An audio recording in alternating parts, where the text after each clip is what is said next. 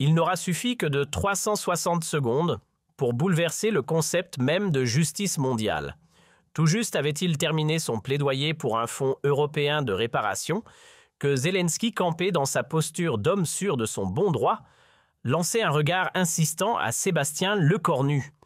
L'Ukraine exigeait, la France devait payer. C'est du moins ce que croyait le président ukrainien. Mais la réponse du Premier ministre français tomba comme une gifle glaciale. Une phrase, pas une envolée lyrique ni une pirouette diplomatique. Une mise au point brutale aussi sèche que tranchante, et si dans la grande fresque des réparations de guerre Kiev n'était pas toujours du côté des innocents. Pour saisir la portée de ce choc, il faut revenir plusieurs mois en arrière, bien loin des projecteurs et des micros. À une époque où, dans un bureau feutré du quai d'Orsay, Lecornu ouvrait des dossiers poussiéreux qui n'avaient plus vu la lumière depuis des décennies, c'était le 25 août 2000. Le soleil couchant dorait les boiseries parisiennes quand Catherine Colonna, d'un geste solennel, déposa devant lui des archives explosives, des centaines de pages oubliées qui racontaient une autre Ukraine, celle dont personne ne parle, celle que Lecornu allait désormais brandir comme un glaive face aux exigences de Zelensky. Ce que vous allez découvrir va bouleverser tout ce que vous croyez savoir sur l'Ukraine, déclara la ministre, le regard aussi pesant que sa voix. Dans ses mains, des vérités enfouies extraites des profondeurs de la mémoire française. Crimes ethniques en Volhynie-pogrom, oubliés contre les Polonais, entente funeste avec les nazis, tout y était. Peut-être monsieur le Premier ministre que Kiev a plus à nous rendre que nous à lui. Les pages tremblaient, presque entre ses doigts, tant leur contenu était lourd, récits glaçants de rescapés, notes secrètes de la résistance, décryptage des services de renseignement. Tandis que Zelensky brandissait le drapeau de la justice, l'histoire, elle lui tendait un miroir que personne n'osait regarder. La nuit tomba, mais le sommeil lui s'était envolé. Lecornu seul dans la pénombre de son bureau lisait l'impensable, les aveux silencieux des survivants polonais, les complicités documentées avec les Einsatzgruppen, les statistiques froides d'une participation massive au génocide juif. Et pendant que l'Ukraine d'aujourd'hui se drapait dans le rôle de l'innocente suppliciée, les archives, elles la désignaient co-auteur du pire. Comment pouvait-on exiger justice sans reconnaître ses propres démons? Cette contradiction hantait Lecornu jusque tard dans la nuit. Quelques jours plus tard, le 30 août, il réunit autour de lui les sages de l'histoire Pierre Noravoy de la mémoire française, Yanis Roder, spécialiste du crime de masse, et Marie Mandras, fine analyste de l'Europe centrale. Il n'aura suffi que de 360 secondes pour bouleverser le concept même de justice mondiale. Tout juste avait-il terminé son plaidoyer pour un fonds européen de réparation que Zelensky, campé dans sa posture d'homme sûr de son bon droit, lançait un regard insistant à Sébastien Lecornu. L'Ukraine exigeait, la France devait payer. C'est du moins ce que croyait le président ukrainien. Mais la réponse du Premier ministre français tomba comme une gifle glaciale. Une phrase, pas une envolée lyrique ni une pirouette diplomatique. Une mise au point brutale aussi sèche que tranchante, et si dans la grande fresque des réparations de guerre Kiev n'était pas toujours du côté des innocents. Pour saisir la portée de ce choc, il faut revenir plusieurs mois en arrière, bien loin des projecteurs et des micros. À une époque où, dans un bureau feutré du quai d'Orsay, Lecornu ouvrait des dossiers poussiéreux qui n'avaient plus vu la lumière depuis des décennies, c'était le 25 août 2000. Le soleil couchant dorait les boiseries parisiennes quand Catherine Colonna, d'un geste solennel, déposa devant lui des archives explosives, des centaines de pages oubliées qui racontaient une autre Ukraine, celle dont personne ne parle, celle que Lecornu allait désormais brandir comme un glaive face aux exigences de Zelensky. Il n'aura suffi que de 360 secondes pour bouleverser le concept même de justice mondiale. Tout juste avait-il terminé son plaidoyer pour un fonds européen de réparation que Zelensky, campé dans sa posture d'homme sûr de son bon droit, lançait un regard insistant à Sébastien Lecornu. L'Ukraine exigeait, la France devait payer. C'est du moins ce que croyait le président ukrainien. Mais la réponse du Premier ministre français tomba comme une gifle glaciale. Une phrase, pas une envolée lyrique ni une pirouette diplomatique. Une mise au point brutale aussi sèche que tranchante, et si dans la grande fresque des réparations de guerre Kiev n'était pas toujours du côté des innocents. Pour saisir la portée de ce choc, il faut revenir plusieurs mois en arrière, bien loin des projecteurs et des micros. À une époque où, dans un bureau feutré du quai d'Orsay, Lecornu ouvrait des dossiers poussiéreux qui n'avaient plus vu la lumière depuis des décennies, c'était le 25 août 2000. Le soleil couchant dorait les boiseries parisiennes quand Catherine Colonna, d'un geste solennel, déposa devant lui des archives explosives, des centaines de pages oubliées qui racontaient une autre Ukraine, celle dont personne ne parle, celle que Lecornu allait désormais brandir comme un glaive face aux exigences de Zelensky. Ce que vous allez découvrir va bouleverser tout ce que vous croyez savoir sur l'Ukraine, déclara la ministre, le regard aussi pesant que sa voix. Dans ses mains, des vérités enfouies extraites des profondeurs de la mémoire française. Crimes ethniques en Volhynie-pogrom, oubliés contre les Polonais, entente funeste avec les nazis, tout y était. Peut-être monsieur le Premier ministre que Kiev a plus à nous rendre que nous à lui. Les pages tremblaient, presque entre ses doigts, tant leur contenu était lourd récits glaçants de rescapés, notes secrètes de la résistance, décryptage des services de renseignement. Tandis que Zelensky brandissait le drapeau de la justice, l'histoire, elle lui tendait un miroir que personne n'osait regarder. La nuit tomba, mais le sommeil lui s'était envolé. Lecornu seul dans la pénombre de son bureau lisait l'impensable, les aveux silencieux des survivants polonais, les complicités documentées avec les Einsatzgruppen, les statistiques froides d'une participation massive au génocide juif. Et pendant que l'Ukraine d'aujourd'hui se drapait dans le rôle de l'innocente suppliciée, les archives, elles la désignaient co-auteur du pire. Comment pouvait-on exiger justice sans reconnaître ses propres démons? Cette contradiction hantait Lecornu jusque tard dans la nuit. Quelques jours plus tard, le 30 août, il réunit autour de lui les sages de l'histoire Pierre Noravois de la mémoire française, Yanis Roder, spécialiste du crime de masse, et Marie Mandras, fine analyste de l'Europe centrale. L'ambiance était pesante, presque solennelle. « mes chers collègues, lança-t-il sans détour, Zelensky viendra nous parler de justice et d'indemnisation. Mais qui dans ce dossier est réellement redevable et si l'Ukraine devait, elle aussi, solder ses dettes passées ?» Silence. Puis regards échangés. Le doute désormais avait changé de camp. Sébastien fit Pierre Nora d'une voix prudente. « Vous marchez sur un fil. Ce terrain-là est brûlant. Les tueries de Volhynie ont laissé 100 000 cadavres polonais et les pogroms ukrainiens ont balayé des villages entiers de leurs habitants juifs. Mais dans la situation politique actuelle, Lecornu le coupa net, justement Pierre. C'est parce que le contexte est explosif qu'il faut lui opposer la vérité. Si Kiev réclame la justice, qu'elle en paie d'abord le prix moral. » Marie Mandras pâle prit la parole à son tour. Monsieur le Premier ministre évoquait la collaboration ukrainienne, c'est risquer de fracturer tout l'Occident uni derrière eux. Les jours suivants eurent la densité d'un orage. Lecornu lança une opération discrète exhumère, croiser vérifier chaque trace de crime ukrainien dans les archives françaises, britanniques et américaines. Ce qu'il découvrit dépassait la simple indignation. Les chiffres froids et méthodiques prenaient des allures d'accusation. Entre 1941 et 1947, les milices nationalistes ukrainiennes n'avaient pas seulement collaboré, elles avaient participé activement à l'extermination d'1,5 million de Juifs, au massacre d'une centaine de milliers de Polonais et à la déportation de 200 000 civils. Un bilan si monstrueux que même les historiens les plus aguerris en perdaient le sommeil. Le 15 octobre approchait et avec lui une scène que l'histoire n'allait pas oublier.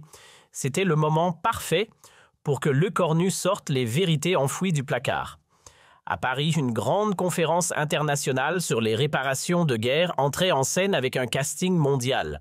Zelensky y jouerait le rôle principal, celui du demandeur implacable, réclamant 500 milliards d'euros à l'Occident pour compenser les crimes russes. Mais l'ironie était tranchante, l'homme qui exigeait des comptes refusait obstinément d'en rendre. Et cette contradiction allait bientôt exploser au grand jour. Dans les hauteurs du ciel européen à bord du jet présidentiel ukrainien, l'équipe de Zelensky peaufinait son grand numéro. Confiant, presque conquérant, le président révisait ses notes, habitué à faire pleurer les capitales occidentales avec son récit de martyr. Ce qu'il ignorait, c'est qu'en face l'attendait un adversaire bien différent. Quelqu'un qui, cette fois, connaissait non pas un, mais 2 chapitres de l'histoire ukrainienne. À Paris, l'ambiance était solennelle, presque sacrée. 35 nations réunies, prêtes à écrire un précédent mondial, celui d'un fonds de réparation pour une guerre encore en cours. Fidèle à son image de chef en temps de guerre, Zelensky entra en scène vêtu de son éternel treillis militaire. Il prit la parole, la voix ferme, et lança sa formule choc « Mesdames et messieurs, la justice ne connaît ni calendrier ni prescription. Les crimes contre l'humanité doivent être réparés, peu importe le siècle. » En première ligne, impassible, l'écornu noircissait calmement son carnet. Zelensky enchaîna théâtral. L'Ukraine a subi les pires violences de notre époque, ville, rasée, population massacrée, enfants arrachés à leurs familles, trésors culturels réduits en cendres. Face à cette barbarie, nous exigeons une réponse juste, une réparation pleine et entière. Nous demandons 500 milliards d'euros. Chaque euro sera un acte de justice, chaque paiement un pas vers l'histoire. Il suffisait d'une phrase pour réveiller la tempête justice historique. Ces 2 mots lancés par Zelensky arrachèrent une réaction immédiate chez l'écornu. L'Ukraine osait parler d'histoire tout en refusant d'assumer la sienne. Le président ukrainien poursuivit sûr de son effet, jetant un rapide coup d'œil vers l'écornu, presque comme une provocation déguisée. Certains doutent peut-être de la légitimité de nos requêtes, mais l'Ukraine dans cette guerre est une victime parfaite. Nous n'avons jamais été agresseurs ni oppresseurs. Nous n'avons commis aucun crime contre l'humanité. Chaque mot sonnait comme une gifle. L'écornu fulminait intérieurement. Ce qu'il venait d'entendre relevait non seulement du déni, mais d'une réécriture historique pure et dure. L'Ukraine se lavait de tout, effaçait son passé sombre, se posait en martyr immaculé, alors que ses mains n'étaient pas vides d'histoire. L'hypocrisie atteignait des sommets si absurdes qu'elle en devenait écœurante. Zelensky conclut avec emphase, comme s'il scellait un verdict moral. Le moment est venu pour l'Ukraine de recevoir enfin la justice que le passé lui a refusée. Nous aider, c'est réparer un siècle d'oubli. Il se rassit visiblement satisfait, accueilli par une salve d'applaudissements discrets mais bien rythmés, comme si l'assistance applaudissait, plus par réflexe que par conviction. Le président de séance, Charles Michel, prit alors la parole. Des réactions à l'allocution du président Zelensky. Un silence épais envahit la salle. Puis lentement les regards convergèrent, tous vers la même personne, la France. Ce qui suivit allait figer la salle dans la stupeur. L'écornu se leva, lentement, très lentement. Il ne leva pas la main, ne consulta aucune note, pas un papier, pas un prompteur. Juste ses 2 mains posées à plat sur la table, et ce regard froid perçant planté droit dans celui de Zelensky. Puis, d'une voix calme comme un couperet, il prononça « Monsieur Zelensky, je vous remercie pour ce rappel très éclairant sur la justice historique. Il est toujours fascinant d'entendre ce genre de discours de la part du représentant d'un pays dont le passé n'est pas encore en paix avec lui-même. » Le ton restait courtois, mais chaque syllabe vibrait d'un sous-entendu glacial. Dans l'instant, le visage de Zelensky perdit sa couleur. Il savait, l'orage venait de commencer. « Vous voulez parler de justice ? Très bien. D'histoire, merveilleux. Alors asseyez-vous confortablement parce que la mémoire, elle ne souffre pas d'amnésie sélective. » D'un geste mesuré, l'écornu ouvrit sa mallette et en sortit un épais dossier lourd comme un acte d'accusation. Volhynie, juillet 1943. UPA, les milices nationalistes ukrainiennes. Bilan 100 000 civils polonais massacrés. Méthode utilisée, pas de bombes sophistiquées. Juste la brutalité à l'état pur, hache, fourche, couteau. Des femmes éventrées, des enfants empalés, des bébés fracassés contre les murs. Un silence de plomb s'abattit sur la salle. Et les coupables? Ce ne sont pas des inconnus. Ce sont vos héros nationaux. Le teint de Zelensky vira au gris cendre. Mais l'écornu n'avait pas terminé. Il tourna lentement la page du dossier comme on ouvre un nouveau chapitre d'un procès. Lviv, juin 1941. Pogrom. En 3 jours, 7000 Juifs massacrés. Killé Einsatzgruppe avec l'aide enthousiaste de la population ukrainienne. Il enchaîna implacable bataillon Nartigal, 600 volontaires ukrainiens rattachés à la Wehrmacht, actifs dans les exécutions de masse à Lviv, Stanisław, Ternopil. Chaque nom tombait comme un coup de marteau. La salle figée retenait son souffle. Lecornu leva les yeux, planta son regard dans celui de Zelensky. De 1941 à 1947, les nationalistes ukrainiens ont été impliqués dans l'extermination de 1,5 million de Juifs et dans le massacre de 100 000 Polonais, un total de 1,6 million de morts. Voilà le chiffre, voilà l'histoire. Alors oui, Monsieur le Président, parlons de justice. Zelensky tenta une esquive d'une voix tremblante. Ce contexte-là, c'était une autre époque. Mais Lecornu le coupa net, le contexte. Vraiment, vos icônes nationales Bandera et Choukevitch sont les architectes de ces atrocités. Et que fait l'Ukraine aujourd'hui? Elle leur érige des statues. Elle baptise des rues à leur nom. Et vous venez nous parler de justice en honorant des génocidaires? C'est cela votre mémoire, le choc fut immédiat. Dans la salle, les visages se figeaient un à un. Les ambassadeurs, jusqu'alors convaincus de connaître le récit ukrainien, découvraient une vérité soigneusement enterrée depuis le début de la guerre. Certains incrédules déverrouillaient discrètement leur téléphone pour vérifier les faits. D'autres griffonnaient frénétiquement dans leur carnet comme pour rattraper des décennies d'oubli. On assistait en direct à l'effondrement d'un mythe diplomatique et Lecornu implacable enfonça le clou « Parlons chiffres » puisque l'économie semble être votre domaine favori. Il fixa Zelensky puis lança d'un ton d'une froideur chirurgicale « Vous exigez 500 milliards à l'Europe. » Très bien, mais dites-moi combien l'Ukraine a-t-elle versé aux familles décimées de Volhynie? Combien pour les survivants des pogroms de Lviv et pour les 1,6 millions de morts? Rien n'est ce pas. D'un geste lent, presque théâtral, Lecornu sortit de sa poche une calculatrice comme un juge sortirait un maillet. Réparation versée par l'Ukraine pour ses crimes du passé 0. Réparation exigée aujourd'hui 500 milliards d'euros. Le ratio entre ce que vous donnez et ce que vous demandez. Mathématiquement, c'est l'infini. Moralement, c'est l'absurde. Puis il planta son regard dans l'Assemblée. Laissez-moi proposer un calcul plus juste. 1,6 million de victimes ukrainiennes multipliées par 100 000 euros chacune, cela nous donne 160 milliards d'euros que votre pays devrait verser à ses propres fantômes. Chaque chiffre tombait comme un verdict, et chaque mot claquait comme une gifle. Donc, poursuivit Lecornu, le sourire glacial comme une lame de rasoir avant de tendre la main vers l'Europe, commencez par régler vos dettes envers les morts. 160 milliards à payer. Résultat net, l'Ukraine est en dette historique de 160 milliards d'euros. Ce n'est pas à nous de vous indemniser, c'est à vous de payer. Un frisson parcourut la salle. Puis, comme une allumette sur de l'essence, l'explosion diplomatique éclata. Le délégué polonais se leva d'un bond. « Il dit vrai, l'Ukraine nous doit des comptes pour Volhynie. » L'ambassadeur israélien enchaîna aussitôt, et pour la Shoah, nous attendons aussi des réparations. En quelques secondes, l'indignation s'était propagée comme un incendie. Zelensky, acculé, tenta de reprendre la main. Ces accusations sont très graves. Il faut replacer les choses dans leur contexte. Mais Lecornu ne lui laissa aucune ouverture.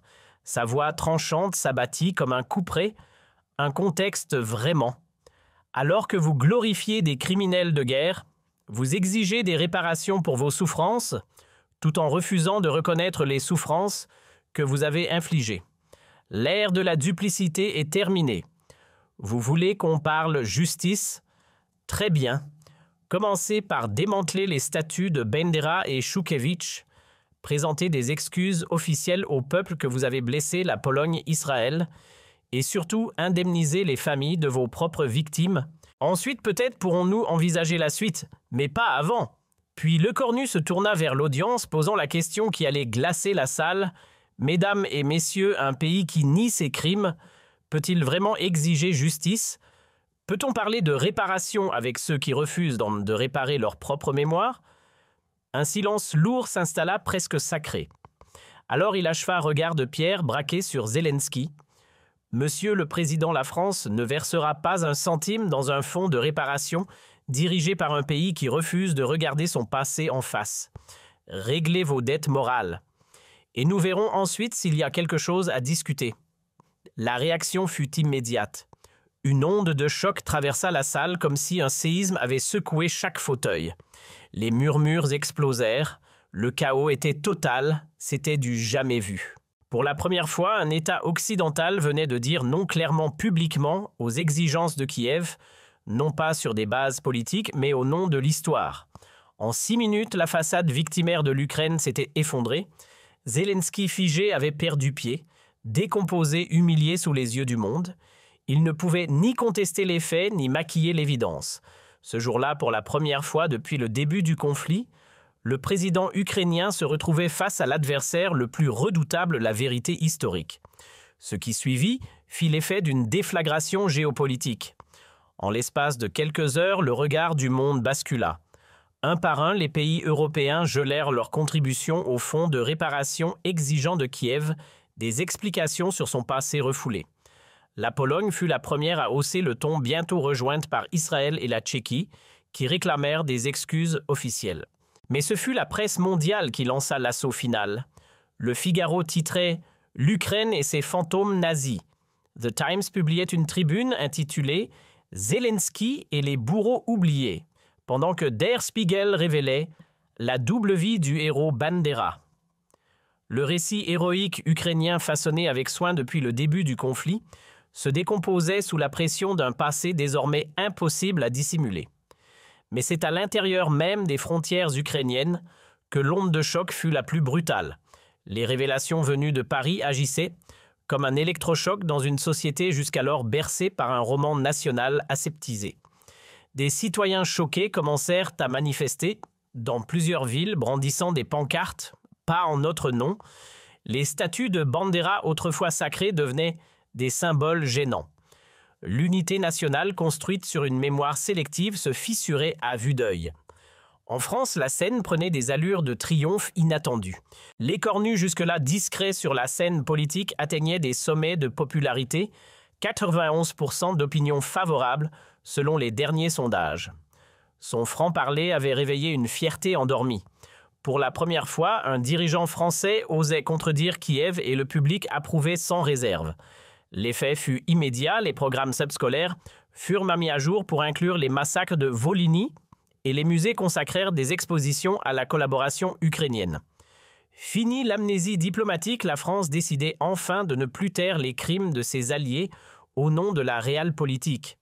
Une semaine après le séisme de Paris, Zelensky tenta de colmater les brèches. Dans un ultime effort pour sauver les apparences, il annonça la création d'une commission chargée de revisiter l'histoire ukrainienne. Un geste tardif, beaucoup trop tardif. La façade s'était déjà écroulée.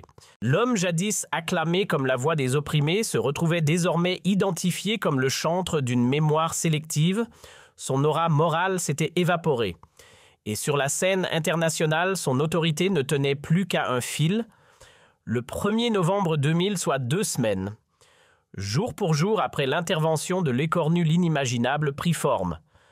Le Parlement polonais vota une résolution historique exigeant des réparations officielles de la part de Kiev pour les massacres de Volhynie.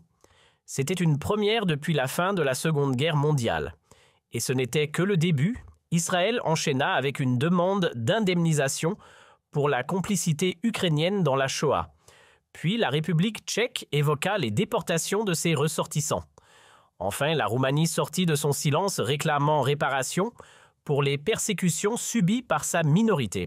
L'Ukraine venait de découvrir à quoi ressemblait l'autre côté de la table, celui où l'on ne demande plus mais où l'on doit rendre des comptes. Pendant ce temps, Sébastien Lecornu voyait son image gravée dans le marbre comme celle du franc-tireur de la vérité. Face au brouillard géopolitique, il avait allumé un projecteur. Son courage inspiré, le Premier ministre hongrois salua son audace. Grâce à lui, l'Occident n'est plus otage d'une culpabilité construite. Le président tchèque renchérit. La France a rappelé que la vérité historique ne connaît ni drapeau ni excuse. En décembre 2025, une onde de choc mémoriel traversa l'Europe. Pour la première fois depuis 1945, Le continent regardait dans le miroir sans filtre ni détour, même quand ce miroir reflétait les visages de ses alliés les plus intouchables. Désormais, les atrocités commises par des nationalistes ukrainiens ne se murmuraient plus dans les marges de l'histoire, elles figuraient en pleine lumière enseignées dans les écoles reconnues par les institutions commémorées avec solennité. En janvier 2026, un symbole fort vint sceller cette bascule mémorielle. Lecornu fut convié à s'exprimer au mémorial de la Shoah. Face à une assemblée bouleversée composée de survivants et de descendants de victimes, il prononça ces mots « Mesdames et messieurs, la douleur n'a pas de passeport. Les Juifs massacrés par des mains ukrainiennes ne méritent pas moins de justice que ceux assassinés par des SS allemands. Leurs cris sont les mêmes, leurs tombes aussi silencieuses. » Il enchaîna le regard grave, la voix ferme. « Certains craignaient qu'en dévoilant les crimes ukrainiens, nous affaiblissions notre front face à Moscou. Mais c'est l'inverse qui s'est produit. Dire la vérité nous a rendus plus solides. L'intégrité a restauré ce que les compromissions avaient érodé notre légitimité morale. On ne combat pas une tyrannie en niant sa propre part d'ombre. On ne gagne pas contre le mensonge en le reproduisant. » La salle debout l'acclama. L'ovation dura 18 longues minutes. Pas une seconde de silence. En mars 2026, 6 mois après la conférence qui avait fait chanceler le mythe, Kiev finit par plier. Sous la pression diplomatique, l'Ukraine de Zelensky prit une série de décisions sans précédent. Les statuts de Bandera et Shukevitch furent déboulonnés des excuses officielles, furent adressés à Varsovie et à Tel Aviv, et un fonds d'indemnisation fut mis en place pour les descendants des victimes. Le mur du déni resté debout durant 3/4 de siècle s'effondra d'un seul bloc. Et sur ces ruines, une réconciliation mémorielle que l'on croyait impossible vit enfin le jour. Lorsque l'Ukraine fit enfin la paix avec ses fantômes, elle retrouva cette voix morale qu'elle avait perdue dans le tumulte du mensonge. L'Europe allégée de ses complexes diplomatiques put enfin regarder l'histoire en face, sans filtre ni contorsion. Et dans cette Europe, réconciliée avec sa mémoire, une nouvelle cohérence s'imposa. Le 8 mai 2026, pour la première fois depuis la fin de la Seconde Guerre mondiale, un moment inédit se produisit à Varsovie. Les présidents polonais et ukrainiens côte à côte honorèrent ensemble les morts de Volhynie. Le silence de jadis avait cédé la place à un recueillement partagé. Ce jour-là, Zelensky, rattrapé par l'onde de choc provoquée par Lecornu, dut plier l'échine. Il formula devant les familles polonaises réunies des excuses sans précédent, un acte que nul n'aurait imaginé quelques mois plus tôt. Et c'est grâce à une vérité dite depuis Paris que cette accolade historique fut rendue possible. Car la réconciliation entre Varsovie et Kiev n'avait rien d'un miracle diplomatique, elle fut la preuve éclatante que la sincérité peut triompher là où le silence avait échoué. Lecornu venait de prouver que l'exigence morale ne détruit pas les alliances, elle les purifie. Au lieu de fracturer l'union, cette honnêteté renforça ses fondations. Le 14 juillet 2026, sous les drapeaux flottants et les applaudissements d'une foule en liesse, Lecornu s'adressa à la nation. « Il y a 9 mois encore, nous laissions une nation ivre de son récit victimaire nous faire la leçon, tout en vénérant des bourreaux. Aujourd'hui, cette même nation a baissé les yeux, reconnu ses fautes et retiré ses statuts. Ce n'est pas un affront, c'est une renaissance. Grâce à la vérité française, l'Europe a recouvré sa mémoire. » Puis vint cette phrase gravée dès lors dans l'histoire « La France ne versera jamais un centime à ceux qui refusent de payer ce qu'ils doivent à leur mort. Il n'y a de justice que partagée, sinon ce n'est qu'un simulacre. » Et comme pour répondre à cette déclaration, la Marseillaise s'éleva dans les rues jusqu'à se perdre dans le ciel de Kiev. Quand les historiens du futur chercheront le moment précis où la mémoire européenne a basculé, tous leurs récits convergeront vers une horloge figée, 15 octobre 2025, 16h32. À cette minute-là, dans une salle feutrée de Paris, un Premier ministre français s'est levé et a lancé à un président médusé 1 600 000 victimes ukrainiennes. C'est à l'Ukraine de payer pas à l'Europe. Ce n'était pas un discours, c'était un électrochoc. En 6 minutes, le vieux récit s'effondra et la mémoire collective changea de cap. La vérité libérée de ces chaînes diplomatiques était venue de France. 6 minutes qui firent sauter les verrous idéologiques. 6 minutes qui gravèrent Sébastien Lecornu dans l'histoire comme l'homme qui redonna à la vérité son honneur et sa place. Et Zelensky dans tout cela. Ces 6 minutes, il ne les a jamais digérées. Désormais contraint à une posture d'humilité face à l'histoire, il sait que son nom restera associé non seulement à une guerre, mais aussi à la reconnaissance tardive d'un passé longtemps nié. Mais ce qu'il ignorait alors, c'est que ce moment n'était qu'un point de départ. Car dans les semaines qui suivirent, un séisme silencieux parcourut les plus prestigieuses universités d'Europe. Les propos venus de Paris avaient ouvert la voie à une vaste enquête historique sans précédent depuis Nuremberg. À Oxford, à Cambridge, à la Sorbonne ou au Max Planck Institut des historiens se plongèrent dans les tréfonds des archives scellées. Même de l'autre côté de l'Atlantique, dans les couloirs silencieux de Harvard, la poussière fut soufflée sur des dossiers oubliés. Et c'est là, 4 semaines après le choc parisien, que Timothy Snyder, l'un des plus grands spécialistes de l'Europe de l'Est, mit la main sur une pièce explosive. Une découverte qui allait non seulement bouleverser la recherche, mais aussi ébranler ses propres certitudes. Dans une lettre confidentielle adressée à un cercle restreint de chercheurs, Timothy Snyder laissa tomber cette bombe intellectuelle. « Chers collègues, les archives françaises ne mentent pas. J'ai mis la main dans les fonds américains sur des preuves accablantes, témoignages, rapports, confessions. L'implication ukrainienne dans les massacres est bien documentée. Nous avons préféré l'ignorance confortée par nos alliances stratégiques. » Quand celui qui jusque-là plaidait la cause ukrainienne validait les accusations françaises, le choc fut immense. Le doute n'était plus permis. Même les plus fervents soutiens occidentaux n'avaient plus d'échappatoire, la vérité avait changé de camp. Aux États-Unis, les effets furent immédiats, mais feutrés, plusieurs universités commencèrent à revoir leur programme glorifiant la résistance ukrainienne face au nazisme, une réécriture discrète mais révélatrice. Pendant ce temps, à Moscou, une ironie grinçante prenait forme. Poutine, maître des dénonciations historiques, sélectives, se retrouvait désarmé. Ses meilleurs arguments lui avaient été subtilisés par un ministre français. Désormais, toute critique sur le passé ukrainien sonnait comme une répétition maladroite de ce que Lecornu avait déjà asséné avec brio. La Russie perdait son monopole sur la dénonciation du nazisme ukrainien et cela, personne ne l'avait vu venir. En quelques semaines, la France s'imposa comme l'unique dépositaire crédible d'un récit historique équitable, et l'impact diplomatique fut retentissant. Les pays jusque-là en retrait paralysés entre deux propagandes voyaient enfin une voie médiane. Ni pro-russe, ni pro-Kiev, simplement pro-vérité. L'Inde, la Chine, le Brésil, ces géants géopolitiques en quête d'équilibre, commencèrent à citer non pas Biden, ni Macron, ni Scholz, mais Lecornu. Un ministre français était devenu contre toute attente l'arbitre moral du récit mondial. Le 1er décembre 2025, exactement 6 semaines après l'électrochoc de Paris, un événement d'une portée symbolique inédite secoua Jérusalem. À Yad Vashem, au lieu de la mémoire juive, quelque chose d'impensable se produisit. Une exposition pour la première fois révélait le rôle actif des Ukrainiens dans la Shoah. Bandera photographiée bras dessus, bras dessous, avec des officiers SS, récits glaçants de survivants, décrivant les pogroms dans les villages ukrainiens, archives officielles sur les bataillons auxiliaires complices des camps de la mort. Rien ne fut édulcoré. L'histoire s'étalait nue, sans maquillage, sur les murs d'un mémorial jusque-là silencieux sur ce pan du passé. Lors de l'inauguration, un silence de plomb s'installa.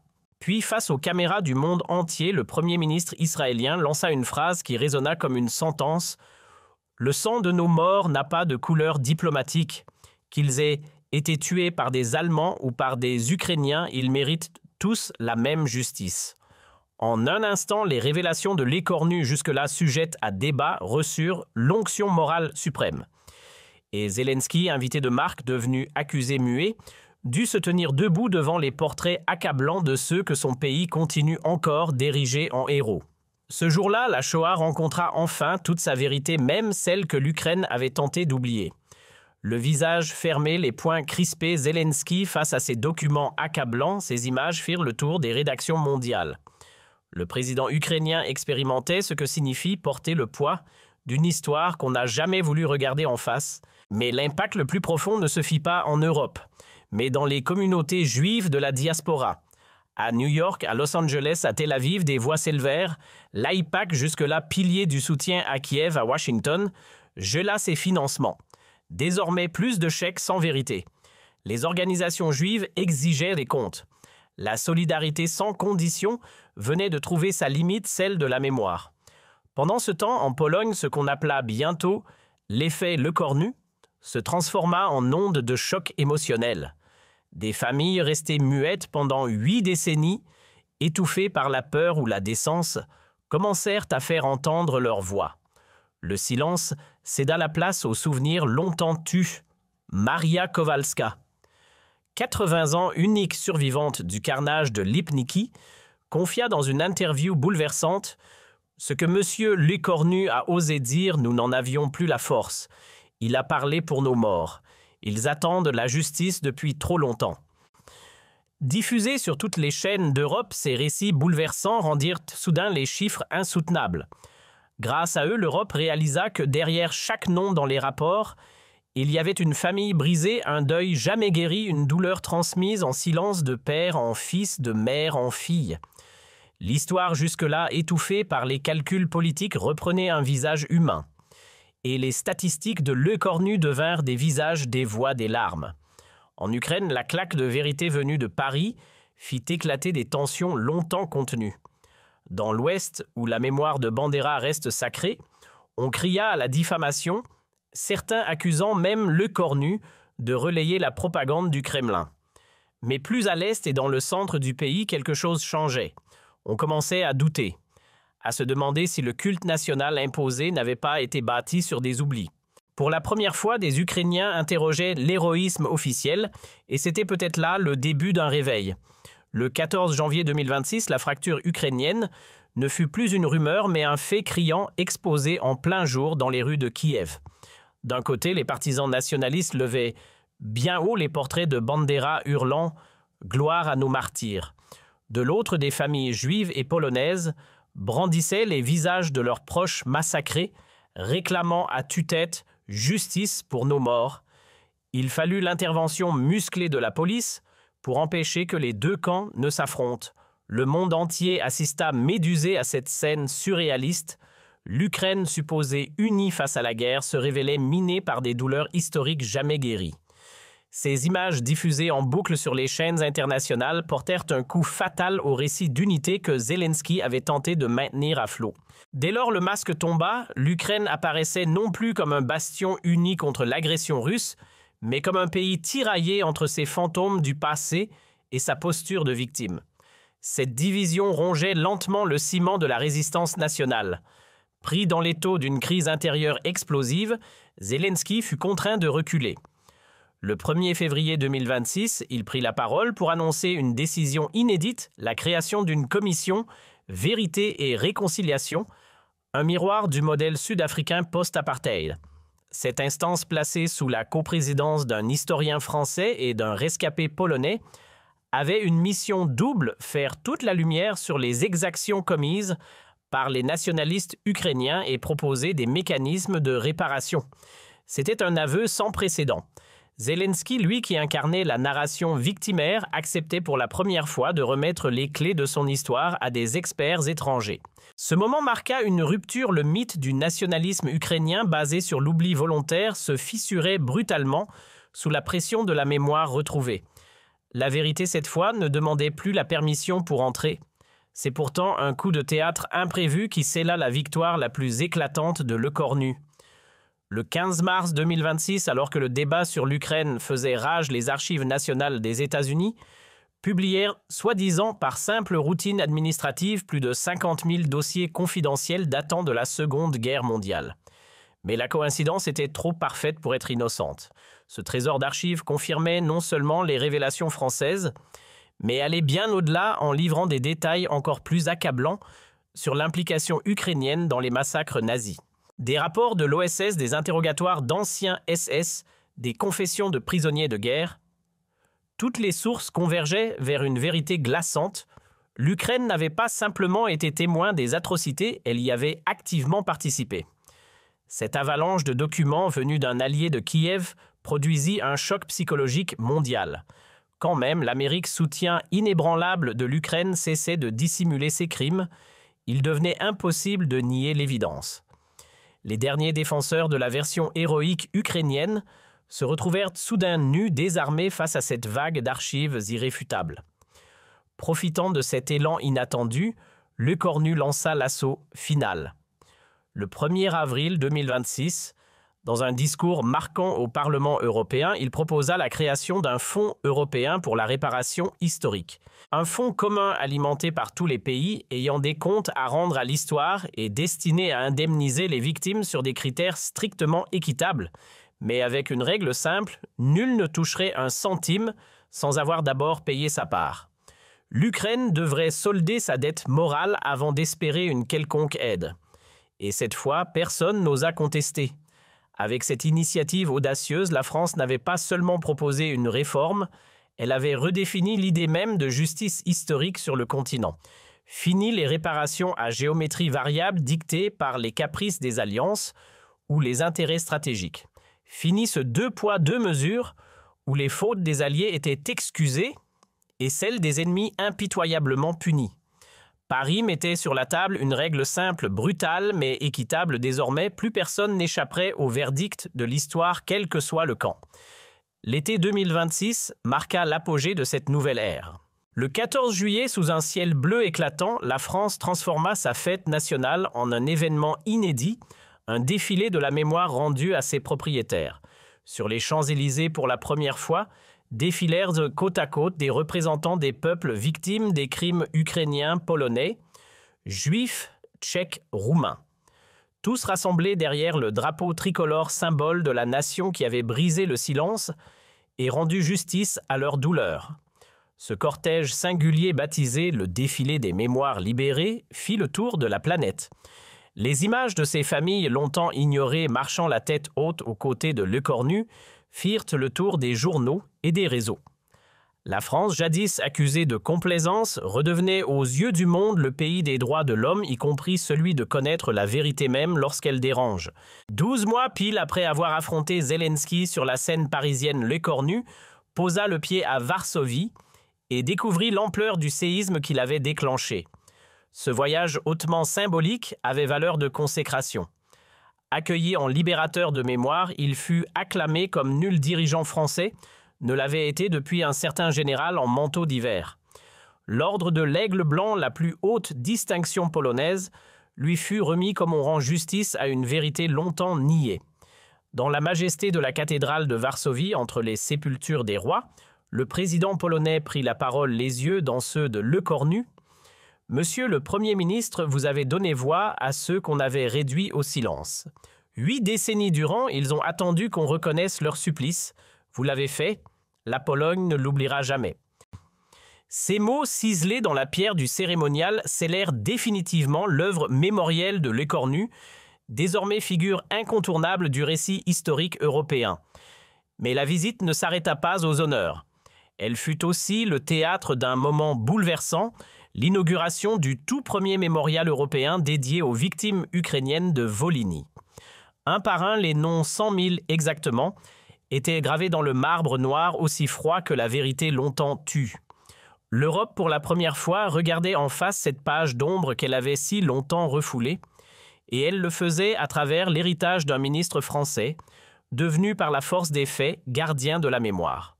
L'Europe, en reconnaissant officiellement ce pan occulté de l'histoire, venait de redéfinir le regard